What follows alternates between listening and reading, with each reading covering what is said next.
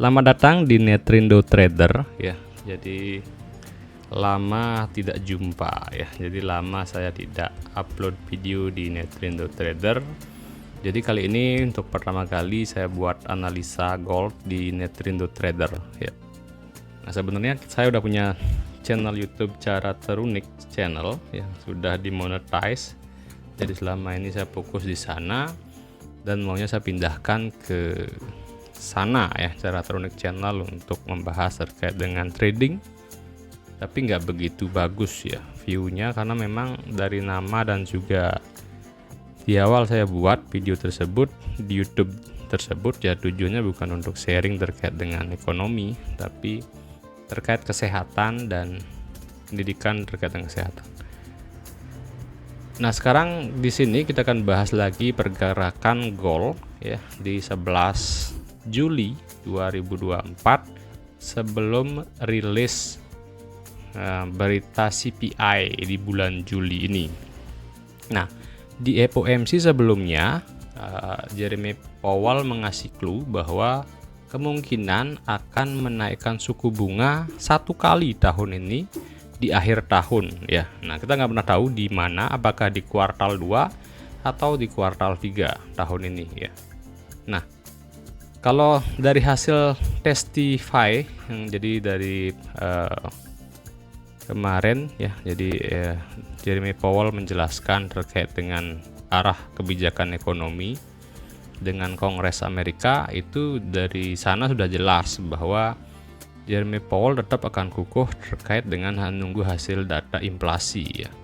Jadi kalau inflasi masih kekeh di 3% ya, walaupun sebenarnya unemployment rate, jadi tingkat pengangguran naik ya dari 4% menjadi 4,1% dari non-farm payroll kemarin ya, dan data non-farm payroll bagus sebenarnya, cuma data pengangguran yang naik sehingga datanya mix ya, kemudian itu menyebabkan pergerakan harga di non-farm payroll itu turun sejenak kemudian lompat naik ke atas ya. Jadi ini berita ketika non-farm payroll rilis ya di bulan Juli awal tanggal 5 itu sempat turun ya, dia menyentuh area supportnya di 2351 ini, kemudian loncat naik sampai menembus atau menuju area ini ya di harga tertinggi 2392. Nah, itu kemudian dia koreksi lagi menyentuh area 1107 ya ketika Jeremy Powell berbicara di Kongres ya. Nah, ini dua hari ini tanggal 8 dan tanggal 9 itu Jeremy Powell ngomong di Kongres ya. Nah, ini pergerakannya seperti ini, turun kemudian juga turun ya. Ini ya pergerakan Kongres ya kemarin, turun kemudian naik, kemudian kemarin juga nyentuh area ini 2388 kemudian turun lagi. Nah, sekarang ada berita penting di jam 20.30 pas 11 Juli 2024 ya, waktu Indonesia Bali, Indonesia Barat atau Tengah ya. Itu menentukan arah gold kemana ya, apakah gold masih bearish ya. Nah, sebenarnya kalau kita lihat dari pola candlestick ini ya, nah ini udah ada volume besar untuk sell ya. Kemarin mencapai puncaknya di 232450 ya, harga tertinggi. Nah, sebenarnya ini kalau hari ini misalnya data CPI masih kukuh di atas 3%, jadi inflasinya masih 3%, ya kemungkinan dia akan membentuk pola ini ya, head and shoulders. Nah, ini sebagai titiknya ya, head neckline-nya ya. Jadi ini head, shoulders kiri, shoulders kanan, kemudian kalau ini nggak ditembus area tertinggi 2394 nggak ditembus, maka gold akan turun ya. Nah, gold turun pastinya dia harus menembus dulu di area 2350. Nah, ini ya. Nah, ini area ini yang saya tandai dengan garis hitam support ya. Nah, ini garis hitam ini bisa dipakai untuk apakah di retest lagi nggak di area ini ya. Ini jadi saya tandai dengan garis-garis hitam sebelum ini nanti di break ya. Misalnya data CPI masih 3% ya kemungkinan kan berarti di September ini atau di akhir bulan Juli ini ya The Fed masih mempertahankan suku bunganya ya. Kalau nggak di September dan akhir Juli berarti kemungkinannya di November ya, November atau Desember dia akan menurunkan suku bunga. Nah saat itu mungkin gold harus naik lagi. Nah kalau lihat dari pola candlestick daily ya, jadi sebenarnya support yang kita tunggu-tunggu yang menjadi momentum adalah di sini ya. Jadi yang kita tunggu-tunggu adalah di area ini sebenarnya ya. Nah ini 2151 ya. Ini yang kita tunggu-tunggu kalau dia bisa ke sini lagi ya. Atau di 2222. Nah ini paling rendah sekali ya. Misalnya jika terus misalnya turun ya, paling rendah sekali di 2147. Nah ini biasanya ya, ini mungkin turun, kalau ini bablas turun ke sini kemudian pasti naik dia ya. Nah itu nggak tahu apakah nanti pas pas kenaikan atau penurunan suku bunga di sana dia nyentuh ini dulu baru naik atau gimana ya. Dengan syarat ya mungkin ini nggak di break ya, jadi tidak membentuk high baru ya. Jadi kalau membentuk high baru ya nggak, kayaknya kecil peluang gold akan turun lagi ke area ini, support ini ya. Nah makanya rilis berita hari ini menjadi penting ya, walaupun sebenarnya dari pertemuan dengan Kongres itu dia udah ngasih clue Jeremy Powell bahwa nggak akan naikkan suku bunga di akhir Juli ini ya. Jadi seperti itu, dia kukuh dengan ininya bahwa menjadi patokan adalah data-data ekonomi ya. Yang pertama terkait dengan data ketenagakerjaan, non-farm payroll dan unemployment rate. Kemudian yang kedua terkait dengan data inflasi CPI. Nah kalau dilihat dari data dari bulan-bulan kemarin itu masih bagus ya, masih terkontrol lah menurut Jeremy Powell ya, masih data yang masih ya memang diharapkan segitu aja gitu ya, sehingga mereka tetap mempertahankan suku bunga. Tapi kalau tiba-tiba anjlok dalam ya, jadi parah negatif sekali datanya ya, dalam waktu dekat pasti akan diturunkan suku bunganya. Nah jadi seperti itu ya, jadi arahnya gold ya. Nah kalau mau sell stop lossnya di 2388 ya, ini titik ini bisa, atau 2389 stop lossnya kita pasang sell di sini. Atau kita tunggu di sini dulu disentuh 2388, stop lossnya di high tertinggi di 8 Juli ini ya. Nah ini di tanggal 757 ya ini. Jadi di high di sini bisa kita kasih untuk stop lossnya di 2395, 2394 per stop lossnya. Nah kita lihat seperti itu pergerakan untuk gold ya. Jadi kalau sell ya di sini resiko di atas 2388 pertama, atau kalau mau nunggu ini disentuh dulu atau ini di retest dulu ya.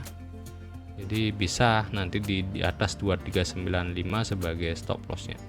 Nah kenapa sih kita bisa saya analisis bahwa ini sulit di break ya. Pertama ada ini ya, pola ini. Ini ada volume yang besar sekali.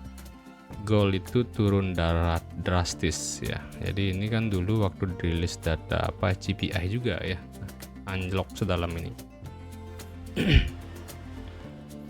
Oh ini juga waktu non-farm payroll ini ya, anjlok sedalam ini ya, hampir 1000 pip. Nah ini belum di break namanya ya, ini pulse breakout ya, pulse breakout 2388, pulse breakout turun ya, dia menyentuh support di 2351, kemudian dia nge-retest lagi 2388 ini ya. Nah kenapa ini juga ada yang disebut dengan namanya pola Quasimodo ya. Ini high, ini high, ini lower low ya. Jadi kalau Quasimodo analisisnya seperti itu ya, jadi dia membentuk high, kemudian dia membentuk lower low dengan lower low. Nah itu ya. Nah makanya kita nunggu sellnya di sini. Nah saya tandai tanda hitam di 2395. Nah itu kalau pola Quasimodo.